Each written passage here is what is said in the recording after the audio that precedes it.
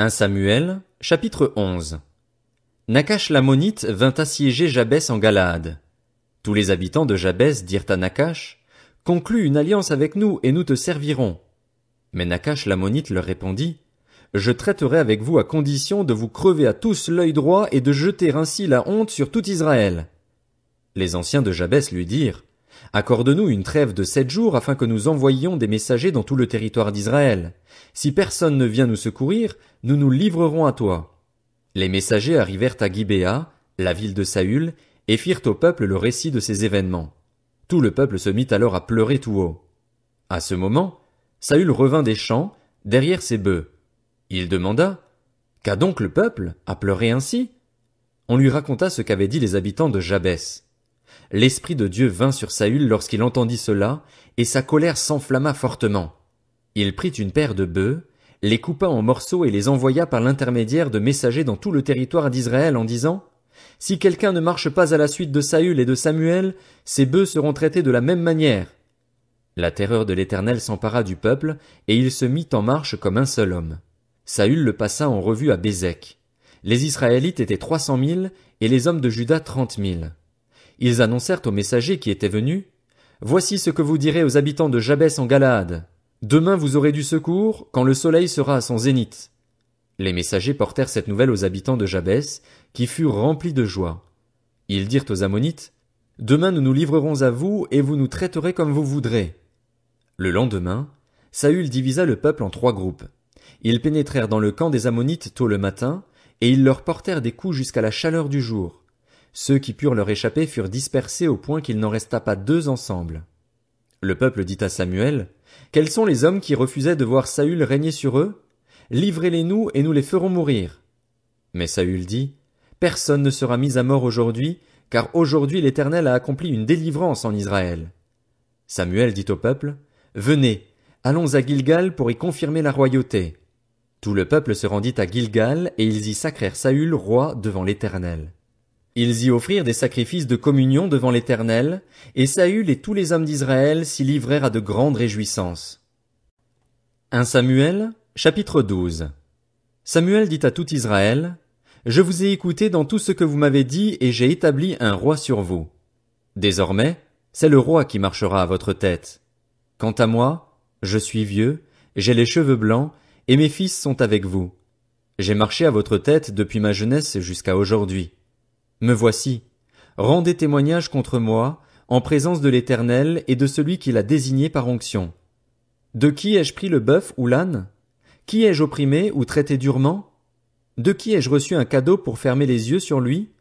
Je vous le rendrai. » Ils répondirent, « Tu ne nous as pas opprimés, tu ne nous as pas traités durement et tu n'as rien reçu de personne. » Il leur dit encore, « L'Éternel et celui qui l'a désigné par onction sont témoins contre vous aujourd'hui que vous n'avez rien trouvé entre mes mains. » Et ils répondirent, « Ils en sont témoins. » Alors Samuel dit au peuple, « C'est l'Éternel qui a établi Moïse et Aaron et qui a fait sortir vos ancêtres d'Égypte.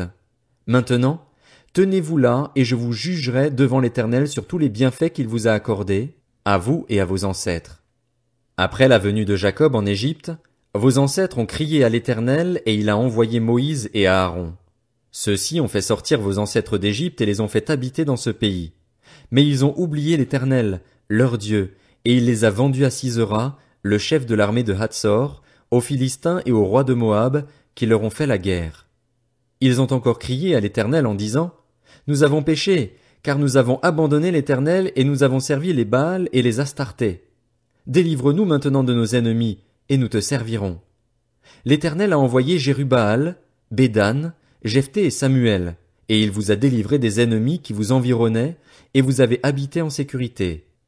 Puis, vous avez vu que Nachash, le roi des Ammonites, venait vous attaquer et vous m'avez dit, « Cela suffit, il faut qu'un roi règne sur nous. » Et pourtant l'Éternel, votre Dieu, était votre roi. Voici donc le roi que vous avez choisi, que vous avez réclamé. L'Éternel a bien voulu établir un roi sur vous, à condition que vous craigniez l'Éternel, que vous le serviez, que vous lui obéissiez, que vous ne vous révoltiez pas contre sa parole, mais que vous vous attachiez à l'Éternel, votre Dieu, vous et le roi qui règne sur vous. Mais si vous n'obéissez pas à la voix de l'Éternel, et si vous vous révoltez contre sa parole, la main de l'Éternel se portera contre vous, comme elle s'est portée contre vos ancêtres. Attendez encore ici et regardez l'acte extraordinaire que l'Éternel va réaliser sous vos yeux. Ne sommes-nous pas à l'époque de la moisson des blés? Je vais faire appel à l'Éternel, et il enverra le tonnerre et la pluie. Sachez et comprenez alors combien vous avez eu tort aux yeux de l'Éternel de réclamer un roi. Samuel fit appel à l'Éternel, et, le jour même, l'Éternel envoya du tonnerre et de la pluie. Tout le peuple éprouva une grande crainte vis-à-vis de l'Éternel et de Samuel, et tout le peuple dit à Samuel, « Prie l'Éternel, ton Dieu, pour nous tes serviteurs, afin que nous ne mourrions pas. En effet, nous avons ajouté à tous nos péchés le tort de réclamer un roi. » Samuel dit au peuple, « N'ayez pas peur. Vous avez certes fait tout ce mal, mais ne vous détournez pas de l'Éternel et servez-le de tout votre cœur. Ne vous détournez pas de lui, car cela reviendrait à suivre des choses sans valeur, qui ne peuvent apporter ni profit ni délivrance parce qu'elles sont elles-mêmes sans consistance. L'Éternel n'abandonnera pas son peuple, et ce à cause de son grand nom, car il a décidé de faire de vous son peuple. Je ne veux certes pas pécher contre l'Éternel en cessant de prier pour vous. Au contraire, je vous enseignerai le chemin bon et droit. Seulement, craignez l'Éternel et servez-le fidèlement, de tout votre cœur. Voyez en effet quels actes extraordinaires il a accomplis parmi vous. Si en revanche vous faites le mal, vous disparaîtrez, vous et votre roi. 1 Samuel, chapitre 13. Saül était âgé de 30 ans lorsqu'il devint roi. Il régnait depuis 2 ans sur Israël quand il choisit 3000 Israélites. 2000 étaient avec lui à Michmash et sur la montagne de Béthel, et 1000 étaient avec Jonathan à Gibéa de Benjamin. Quant au reste du peuple, il le renvoya, chacun dans sa tente. Jonathan bâtit la garnison de Philistins qui se trouvait à Géba, et les Philistins la prirent. Saül fit sonner de la trompette dans tout le pays en disant, « Que les Hébreux la prennent !» Tout Israël apprit que Saül avait battu la garnison des Philistins et qu'Israël avait ainsi provoqué le dégoût des Philistins. Le peuple fut convoqué vers Saül à Gilgal. Les Philistins se rassemblèrent pour combattre Israël. Ils avaient 30 000 chars et 6 000 cavaliers, et ils formaient un peuple innombrable, comme le sable qui est au bord de la mer. Ils vinrent installer leur camp à Michmash, à l'est de Beth-Aven. Les Israélites se virent menacés, car ils étaient serrés de près, et ils se cachèrent dans les grottes, les buissons, les rochers, les caveaux et les citernes. Il y eut aussi des Hébreux qui passèrent le Jourdain pour se rendre dans le pays de Gad et de Galaad. Quant à Saül, il était encore à Gilgal, et tout le peuple qui se trouvait à ses côtés tremblait. Saül attendit 7 jours, conformément au délai fixé par Samuel, mais celui-ci n'arrivait pas à Gilgal et le peuple se dispersait loin de Saül. Saül dit alors, « Amenez-moi les victimes destinées à l'holocauste et au sacrifice de communion. » Et il offrit l'holocauste. Il finissait d'offrir l'holocauste lorsque Samuel arriva.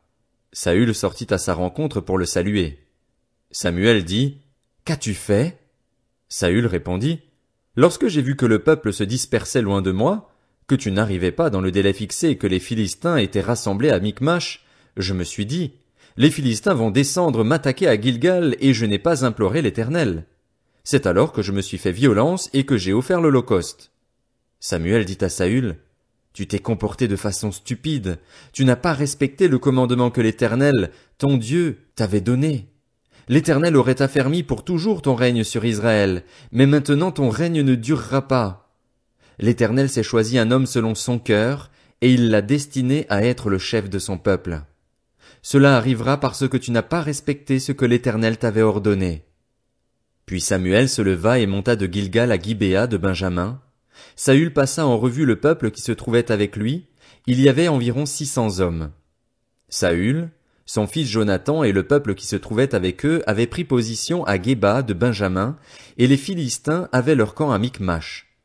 3 troupes sortirent du camp des Philistins pour semer la dévastation. L'une prit le chemin d'Ophra, vers le pays de Shual, l'autre le chemin de Beth-Horon, et la troisième le chemin de la frontière qui domine la vallée de Tseboïm, du côté du désert. On ne trouvait aucun forgeron dans tout le pays d'Israël, car les Philistins s'étaient dit, « Empêchons les Hébreux de fabriquer des épées ou des lances. » Chaque Israélite descendait donc chez les Philistins pour aiguiser son soc de charrue, sa pioche, sa hache ou sa bêche. Cela coûtait 2 tiers d'une pièce d'argent pour aiguiser des bêches, des pioches, des fourches et des haches ou remettre en état des aiguillons. Ainsi, le jour du combat, le peuple qui était avec Saül et Jonathan ne disposait d'aucune épée ni lance. Saül et son fils Jonathan, en revanche, en possédaient. Un poste avancé des Philistins vint s'établir au défilé de Michmash.